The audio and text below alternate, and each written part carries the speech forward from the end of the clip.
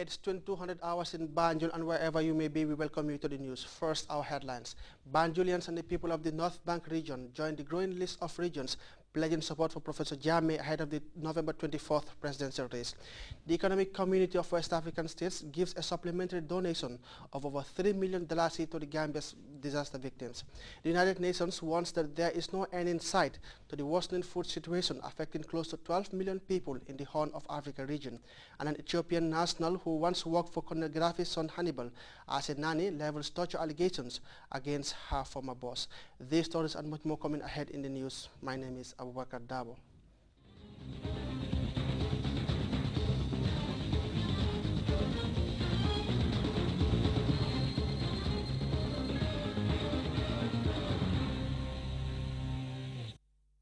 A delegation comprising APRC stalwarts and bigwigs from the capital city visited the seat of the presidency on Thursday to assure the head of state of their support and loyalty. While after receiving that group, President Jammeh on Friday had a similar meeting with the people of the North Bank region who were led by Governor Edward Sekan. Abdunjai has more on that story. Such political visits have characterized the latter part of the month of August, and we are suspended briefly to allow time for the Feast of Korite. It has since resumed, with the people of the city of Banjul dispatching their political elites to the State House to express solidarity with the President and the leader of the ruling Alliance for Patriotic Reorientation and Construction.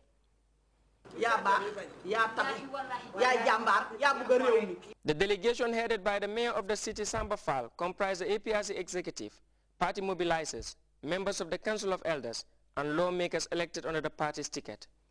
There has been successive visits by those of the Upper River, West Coast, and Central River regions, and the Kanifing municipality, and of recent from the North Bank region. Governor Edward Sekan was at the lead and was being flanked by his top lieutenants who used the opportunity provided by the visit to not only assure the president of their backing, but to also request for the required materials to undertake the various campaign processes. What does this mean to the APRC when you have these regions coming in their numbers with authorities, mobilizers, and National Assembly members, people representatives, coming to the president to say, Your Excellency, we are with you. We are with you all the way to November. What does it mean? It means a lot. It means a lot to us as a party and to our leadership also. Actually, this is an initiation of the people themselves that are coming. They said during the time of the tour that they would want to come to the president and still pledge their loyalty, not only to stop at rallies or meetings that, were happening during the time of the tour.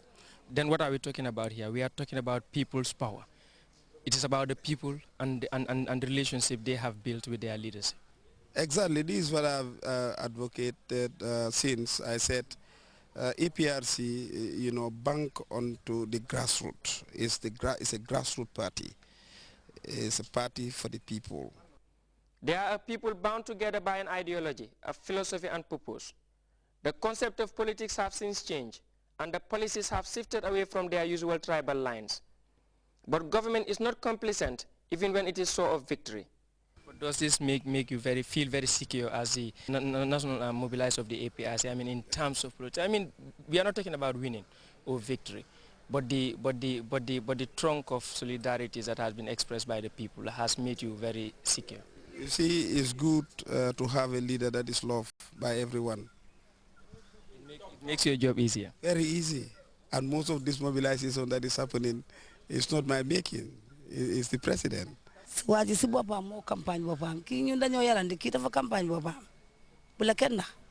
Officials have reiterated on more than one occasion the need for the electors to be on their guard against efforts to ruffle President Jammeh's records and to deliver just like the president on their electoral promises.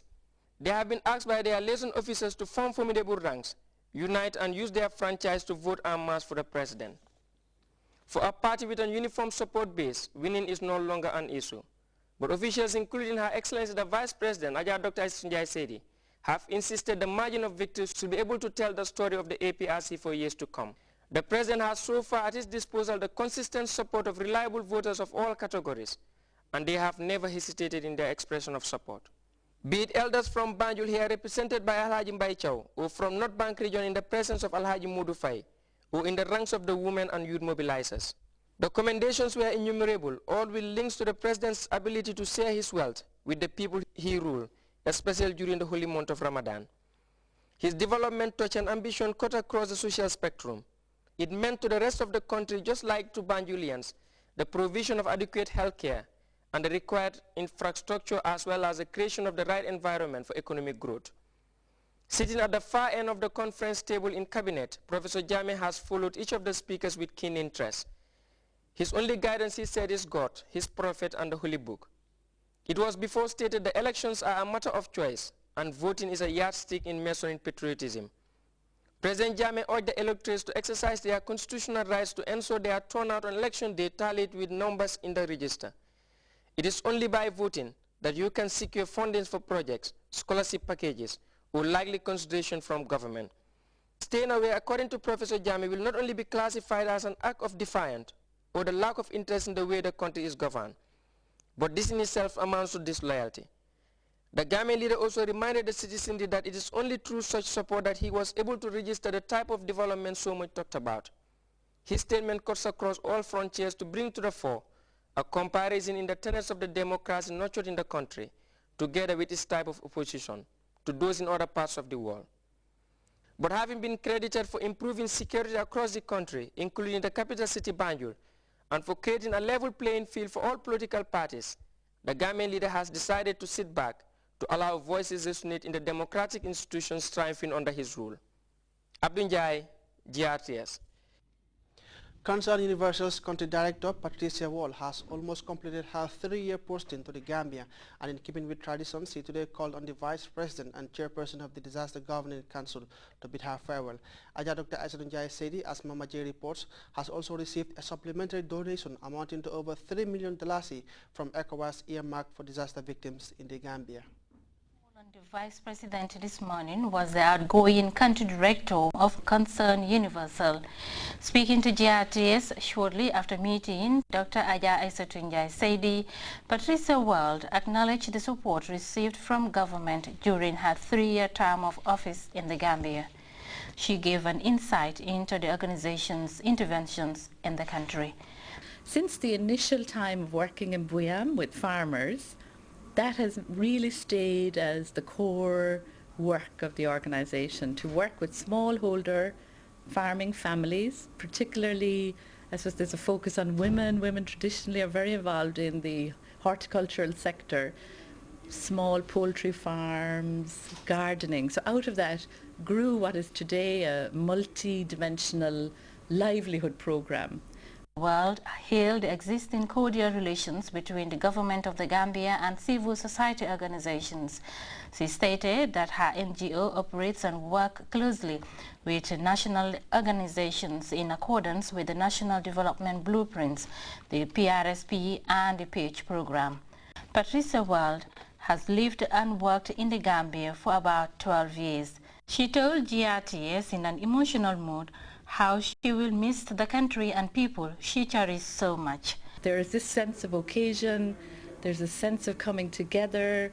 That social life for me is something that I realized when I left Gambia and came back, that it's something very precious and very important. And it was good for me in this last week that I'm here to have had that occasion to kind of meet up and catch up with old friends. Patricia Wall, who will take a new 3-year post in Ethiopia, will be succeeded by incoming country director for Concern Universal, Sarah Clancy Jaite, who first came to the Gambia in the 1980s.